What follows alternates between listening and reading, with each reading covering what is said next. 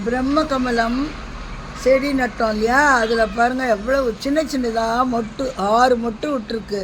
இதுதான் கொஞ்ச நாள் கழித்து நல்ல பூவாக இரவு நேரத்தில் தான் மலரும். இது இரவு நேரத்தில் மலர்ற பூ.